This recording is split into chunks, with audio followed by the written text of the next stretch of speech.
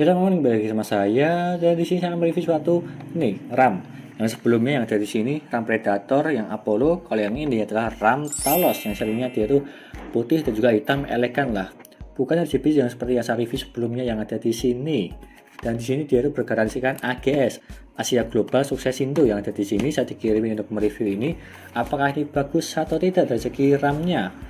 Tetapi kalau yang ini lebih cenderung ke kelas RAM Premium yang dimana dia itu harganya memang cukup mahal. Dari segi harganya dia itu 2x8GB yang 3200 mAh yang saya dikirim ini dengan harga 1,4 jutaan lah. Ada yang lebih murah yang 2666 dia itu harganya 1,3an cuma tepat 100.000. Tapi kalau menurutku dia itu nanggung lah, silahkan belajar langsung yang 3200 untuk yang ini. Tanpa RGB 1,4 kebanyakan RAM di pasaran 1,4 bisa mendapatkan yang RGB, tetapi kalau yang ini dia tidak RGB, lebih cenderung ke elegan dan juga performanya lah. Tapi dari segi hatchingnya dia itu sangat menarik sekali untuk yang ini karena sangat berat sekali sih untuk RAM-nya yang ada di sini. Sebelum saya juga akan baca speknya yang ada di sini dan juga mereviewnya, jangan lupa klik subscribe dan pojokkan bawah tuh ya, tinggal diklik seperti itu. Dan di sini RAM-nya garansinya lifetime untuk yang ini 2x8GB 3200 mAh. Dan di sini juga ada spesifikasinya semua ya, yang dimana dia itu high efficiency hatching. Dan di sini jadi support Intel XMP 2.0 dan juga support Intel dan juga AMD motherboard. Semua dia bisa dari segi MSI, ASRock, Gigabyte, Asus dia bisa semua untuk menguji RAM-nya ini. Dan juga selected IC, durability and reliability, operating temperature 0 sampai 85 derajat dan juga storage temperaturnya 55 derajat sampai 85 derajat. Untuk spesifikasinya di sini di baliknya ini ya. Dan untuk serinya ini dia ada beberapa tipe dari 2666 mAh sampai ke 3600. Tapi kalau yang saya dikirim ini yang tengah-tengahnya 3200 mAh 2x8GB yang dimana di sini kita buka dulu ya sebelum saya menjelaskan lebih lanjutnya. Saya buka dari bawah karena dari atasnya tersebut itu masih kesek gitu. Ini dia. Nah, nih ini RAM-nya ya, dimana ini berat ya untuk satu RAM-nya ini ya. Contoh ini dia itu berat banget nih, hampir seperti 2 RAM, 2 kapling RAM biasa lah, sama seperti yang sebelumnya yang saya review ini ya. Kalau yang ini sangat berat sekali dari segi heatsingnya, yang dimana dia itu menggunakan zinc alloy heatsing untuk yang RAM-nya di sini, hampir 80 gram lah dari segi beratnya di sini RAM-nya. Jadi tidak akan overheat sih jika kalian menguji RAM-nya yang ada di sini. Dan dari segi penampilannya tersebut dia tuh menarik sih, ada logo Predatornya di bagian tengahnya sini, putih, hitam dan juga putih. Yang dimana seperti armor pelindung yang ada di sini untuk melindungi heatsink dari segi suhu panasnya. Dan juga di sini dia tuh PCB-nya terdapat 8 layer untuk menstabilkan sinyalnya untuk bermain game. Jadi lebih nyaman lah. Kalau yang ini 8 layer, kalau yang ini yang Predator ini kalau nggak salah sih 10 sampai 12 layer yang ini.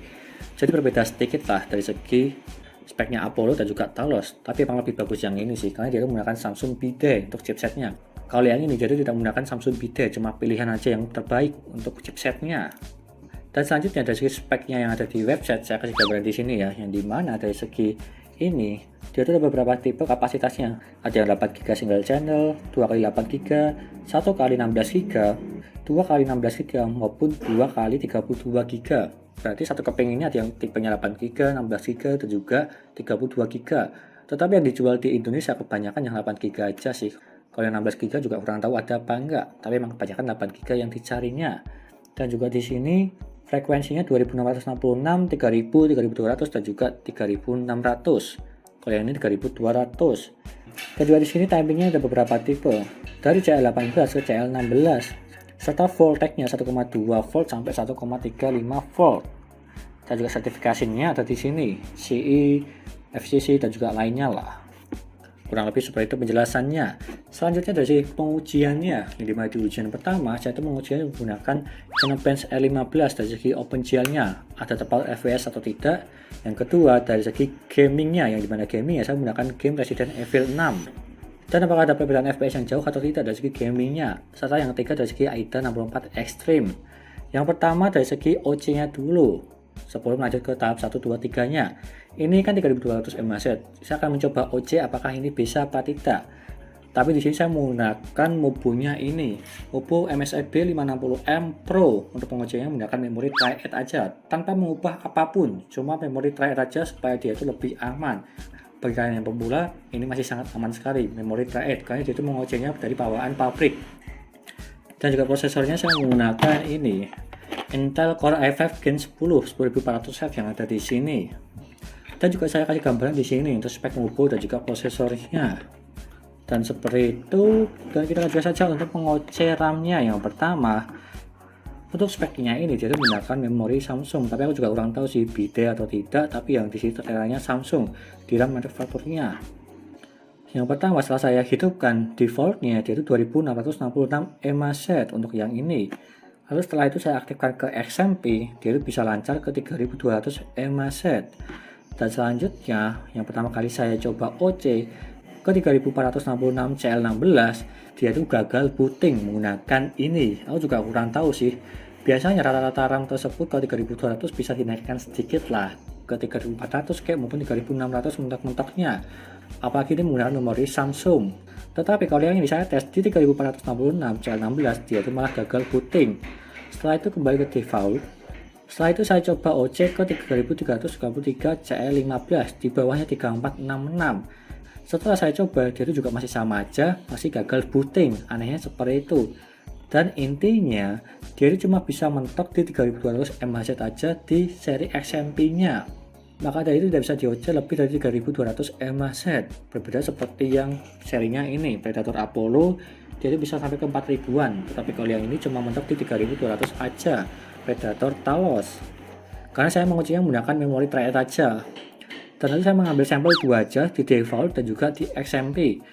Defaultnya 2666 di CL19 dan juga XMP-nya 3200 di CL16. Yang pertama dari segi pengujian Cinebench R15 untuk OpenGL-nya. Yang 2666 dia itu mendapatkan 119 FPS. Kalau yang 3200 CL16 dia itu mendapatkan 121 FPS. Jadi perbedaannya sekitar 2 FPS saja untuk yang ini. Jadi ya perbedaannya tidak terlalu jauh banget sih. Bisa dibilang 1-3 FPS saja untuk yang ini. Dan lalu selanjutnya di tes gaming Resident Evil 6. Setelah saya tes di gamingnya itu sama aja sih, yang dimana perbedaannya cuma 1 FPS saja. Bisa dibilang sama dari segi rata-ratanya. Bisa aja kalau game lain dia itu ada perbedaan, tapi kalau saya tes di game Resident Evil 6 dia itu sama aja dari segi FPS-nya. Seperti itu pengujiannya. Kita lanjut ke AIDA 64, yang dimana untuk yang 2666 MHz dia itu mendapatkan 38.000 untuk membacanya dan juga menulisnya 38.000, mengkopinya 31.000, serta latensinya 60. Dan jika kita bandingkan dari yang 3200 yang saya XMP, dia itu membacanya 45.000, menulisnya 46.000, mengkopinya 37.000, latensinya menurun ke 53. Jadi emang lebih bagus di XMP sih, cuma menaikkan beberapa aja tapi masih cukup banget untuk menambah performa. Dan menyesuaikan dari segi RAM kalian menggunakan 3200 atau 3600, disesuaikan lah. Karena banyak orang yang dimana dia kurang tahu tidak mengaktifkan XMP-nya. Terkadang tersebut kalau kalian tancapkan di mobile kalian ini, dia itu cuma disetting ke default. Defaultnya tersebut ada yang 2133, 2400 maupun 2666. Padahal yang kalian pakai itu yang 3200 maupun 3600 seperti contoh yang ada di sini. Kebanyakan orang dia itu tidak gagas dan juga tidak tahu. Maka dari itu percuma lah kalau kalian tidak mengaktifkan XMP maupun mengocenya ke sesuai standarnya yang ada di sini. Supaya mendapatkan performa yang lebih bagus lah. Seperti contoh yang 2133 ke 3200 itu cukup jauh sekali, FPS-nya juga terpaut sih. Maka dari itu jangan lupa dicek dulu RAM kalian sudah sesuai atau belum dari segi kecepatannya yang ada di sini contohnya.